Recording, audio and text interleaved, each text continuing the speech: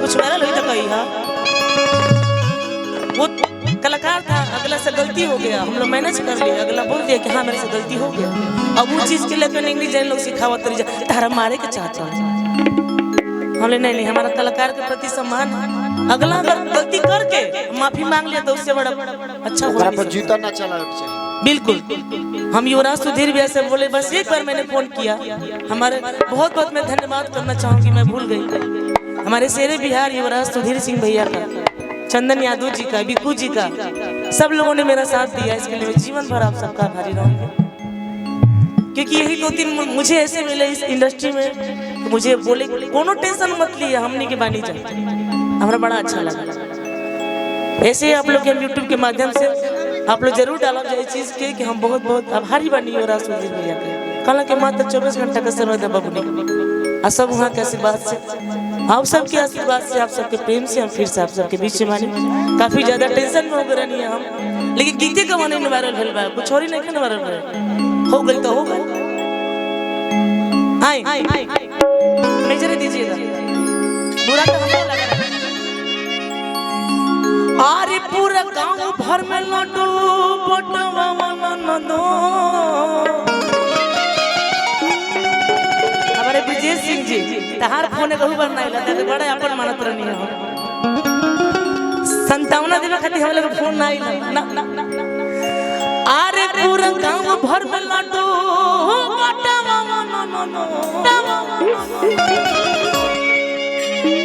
अरे फुआ बनलो भतीजावा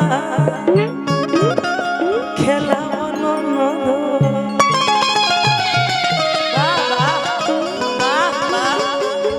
टीम के जोड़ा बा मिक्स भेज बा, हमरा सब कुछ अच्छा अच्छा चीज मिलत, तनी गमछी रही तो और मजा आ जाए। हमरा गमछी त लगत नहीं मिलबे ना कर, कोनो दिक्कत नहीं, काम चलाई तो खराब यो गमछी नहीं करतो रह भाई ने त्यागला को नहीं तो हमनी भाव देले तो पड़े का बंटी जी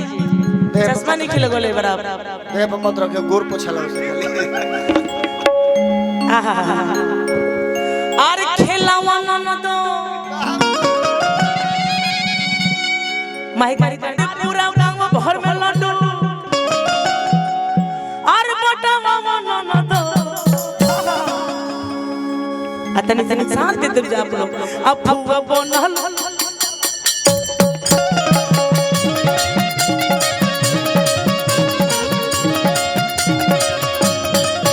पूरा गांव भर में लड्डू बटवा न दो, पूरा गांव भर में लड्डू बटवा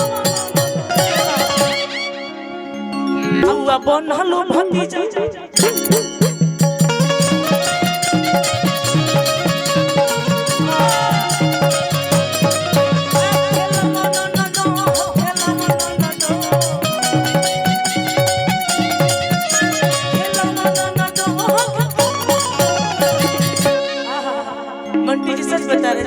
करेजा निकाल लेते हैं। अब फुआ बनलो भतीजा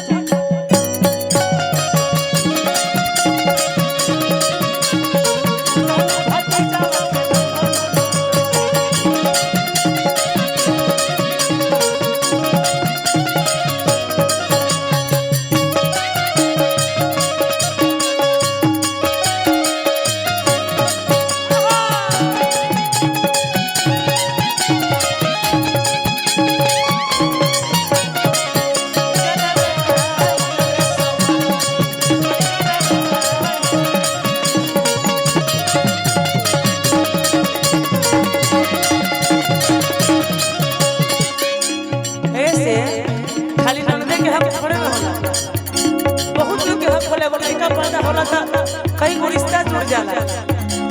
गांव भर के सखियन के टोली जुटाओ,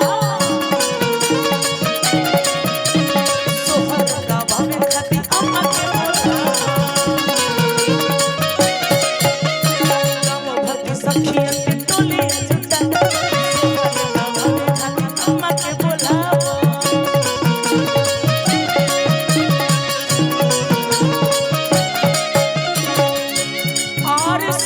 पोते खातिर नेक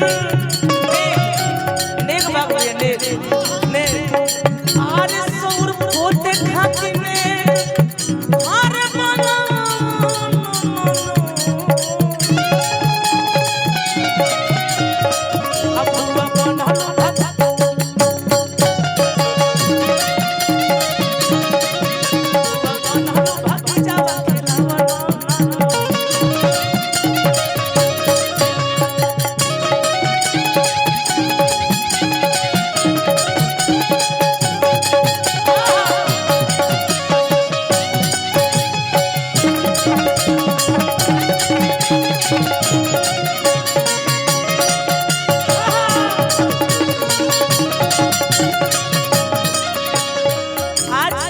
राकेश यादव जी के दरवाजे पे कितना कलाकार आए बनी है, चंचल जी, गोलू जी,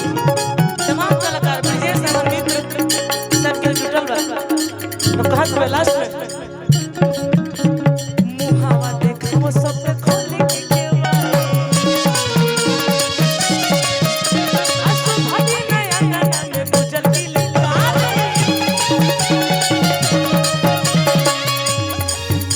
आरे सोहर गावे खातिर चंदन काव्या गोलू के सोहर गावे खातिर चंदन गोलू के हर बोला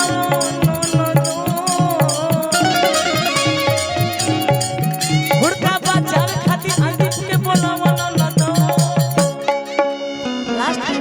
बाबू रे बैठ जा अब हुआ बनाना भाती जा